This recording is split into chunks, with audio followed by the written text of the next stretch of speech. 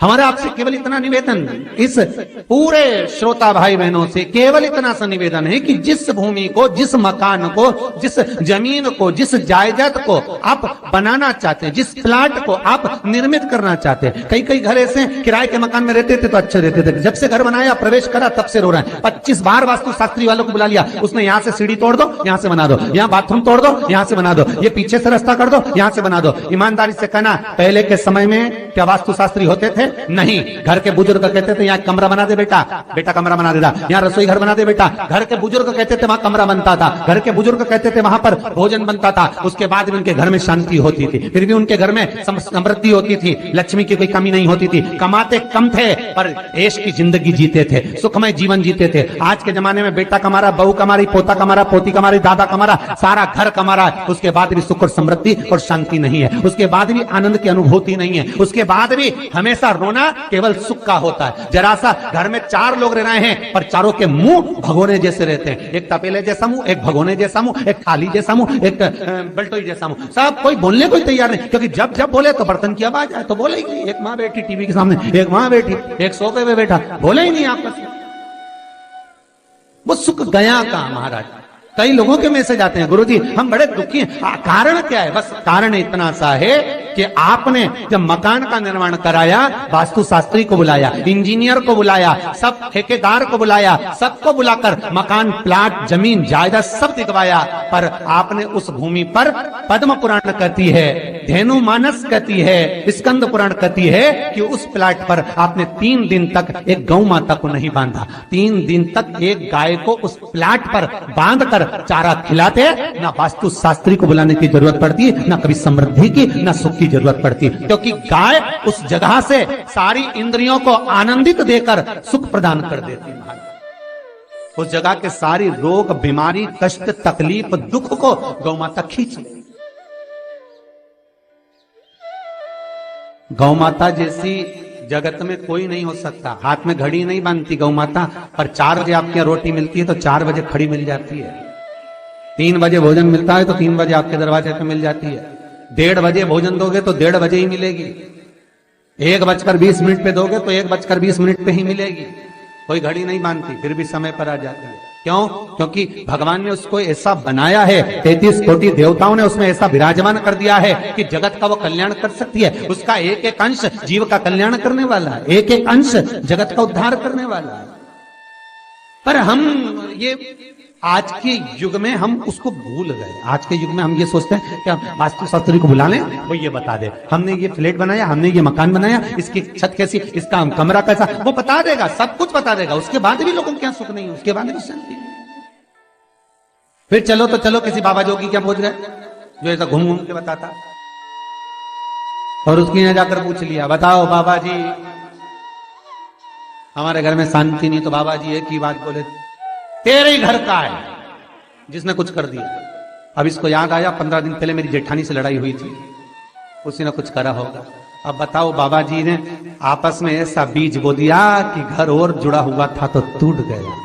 कोई बाबा जोगी सन्यासी तपस्वी साधक उपासक कभी नहीं कहता कि घर का है।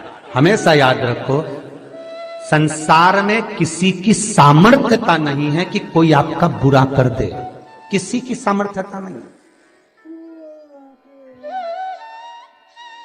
संसार में किसी की सामर्थ्यता नहीं कि आपका बुरा कर दे, बस आपका बुरा आपका किया हुआ कर्म करता, कोई दूसरा नहीं कर सकता।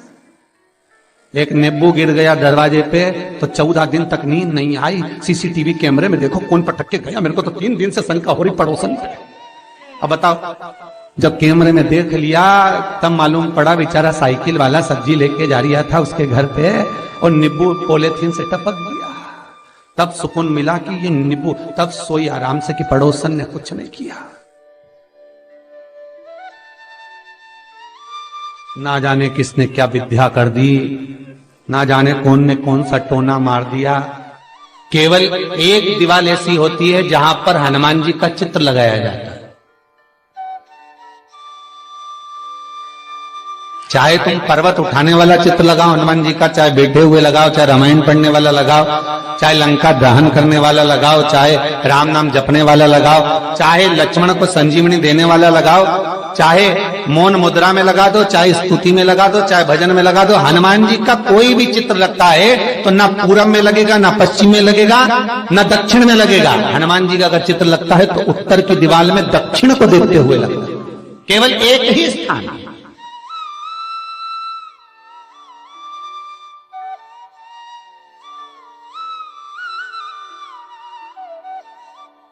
जैसे पूर्वजों के चित्र को, पितरों के चित्र को, गए हुए हमारे जीवों के चित्र को दक्षिण में विराजमान किया जाता है, उसी तरह हनुमान को उत्तर में विराजमान कर कर दृष्टि दक्षिण में कर दी जाती है।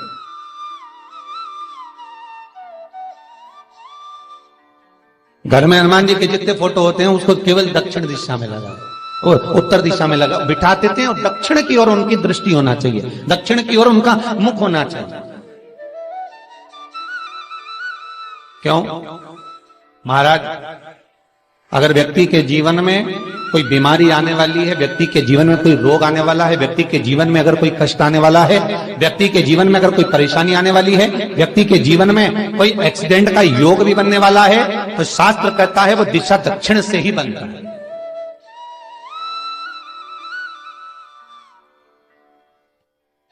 ये दक्षिण जो दिशा है ये यम की दिशा है।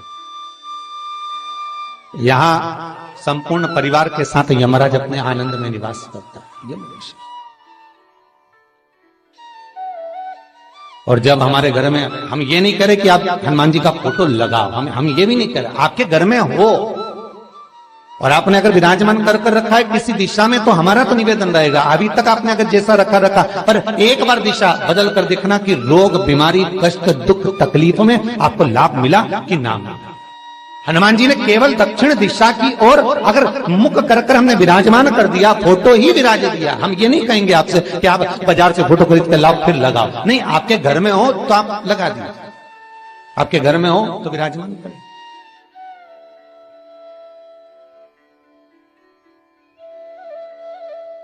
अच्छा, कितनी विपरीतता है वो भी आप जरा जानिएगा महाराज, कि शंकर भगवान के ऊपर जो जल चढ़ाया जाता है उसकी जलाधारी उत्तर में जाती है? कई लोगों को तो आज भी तुलसी उतारना तक नहीं आता कि तुलसी का दल कैसे उतारा जाता है। कई जगह तुलसी के क्यारे के नीचे शंकर जी का शिवलिंग रख दिया जाता है महाराज, कहीं नहीं है ध्यान, बस चल रहा है स्मरण।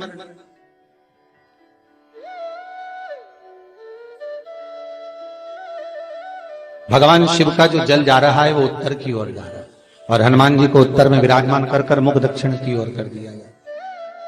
क्यों?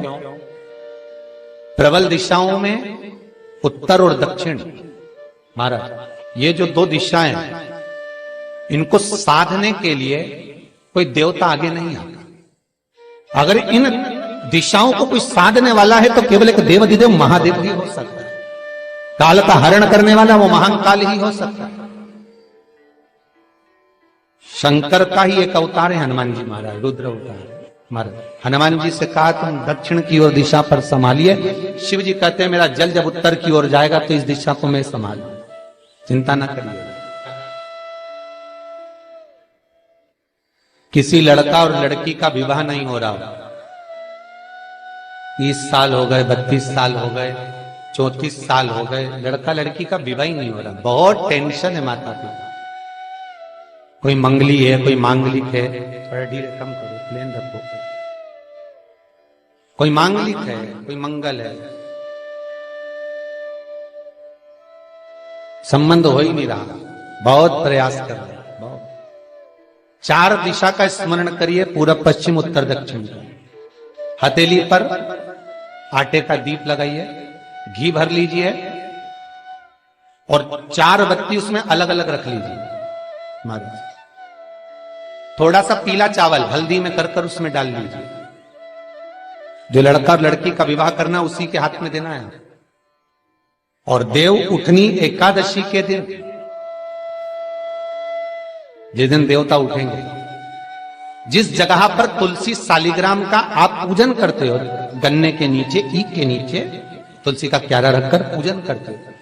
वहां पर भगवान शिव और भगवान नारायण का नाम लेकर उस दिए को लगवा दीजिए और वहीं पर हल्दी का तिलक उस लड़का या लड़की का कर दीजिए और उसके हाथ में थोड़ी सी हल्दी लगा दीजिए।